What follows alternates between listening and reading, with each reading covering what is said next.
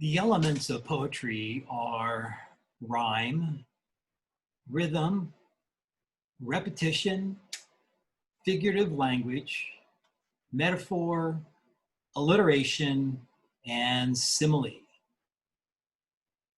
Let's take a look at the first element, which is rhyme. Rhyme is when the last words in the line of a poem convey the same sound, the poem rhyme. X1 is rhythm, a pattern created within a poem using long and short sounds or weak and strong sounds. Rhythm is often created through the syllables in a line and how words flow within a line. Repetition, when a word, line, or phrase is repeated more than once, a poet may use repetition to establish a rhythm in a poem. Figurative language. Figurative language is enriched by word, images, and figures of speech. One of those figures of speech is metaphor.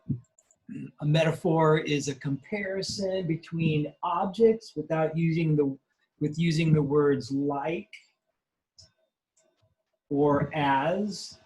Metaphors replace one word for another unrelated word. Alliteration is when several words in a sentence begin with the same sound or letters. This is alliteration. The last one is simile, and a simile is a statement that makes comparisons using like or as.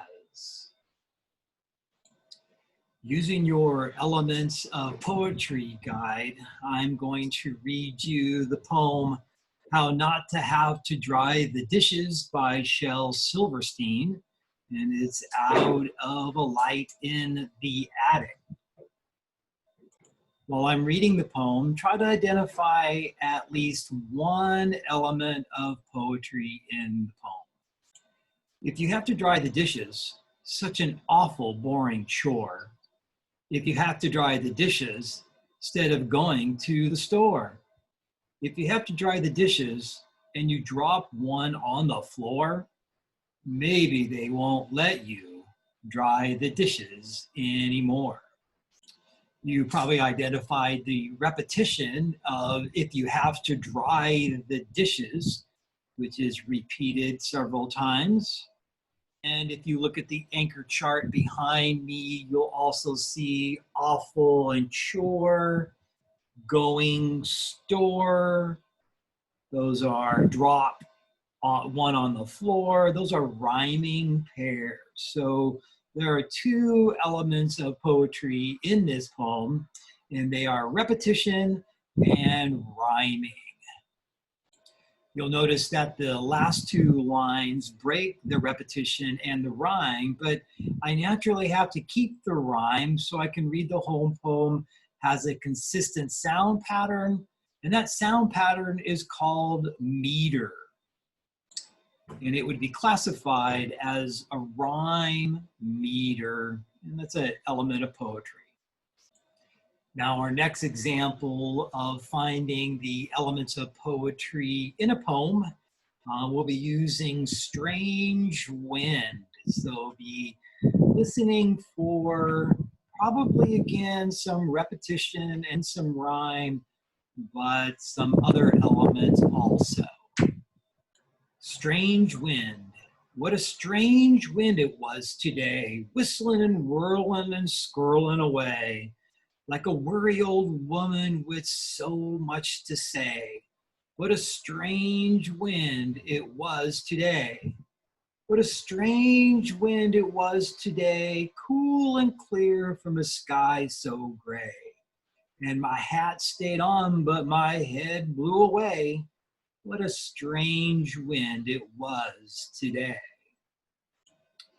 Now, you probably identified that there is also a simile besides the rhyming and the repetition where they make a comparison, the wind to a worried old woman with so much to say. Our next example is bear in there. And again, we're looking for the elements of poetry. Trying to identify several that we have not seen yet so far. We've seen rhyming, we've seen repetition, you have a simile. There's a polar bear in our frigid air. He's like it 'cause it's cold in there. With his seat in the meat and his face in the fish and his big hairy paws in the buttery dish. He's nibbling the noodles, he's munching the rice, he's slurping the soda, he's licking the ice. And he lets out a roar if you open the door. And it gives me a scare to know he's in there, that polary bear in our frigidary dare. So you probably caught the rhyming word pairs where we have bear, frigidaire, there, scare, seat, meat, fish, dish, rice, ice, roar, door. And so those would be rhyming pairs, which would be one element of poetry. And there is one more element there, and it's 'cause it's cold. And you'll probably also nibbling noodles and slurping soda, which is alliteration. All right, our last poem that we're going to be working on as examples of the elements of poetry is called Standing is Stupid. And you're probably saying to yourself, well, let's see, we've done repetition, we've had rhyme, we've had similes, we've had alliterations. So that checks off a lot of them. Maybe this time there will be metaphors. Standing is stupid. Standing is stupid. Crawling's a curse. Skipping is silly. Walking is worse.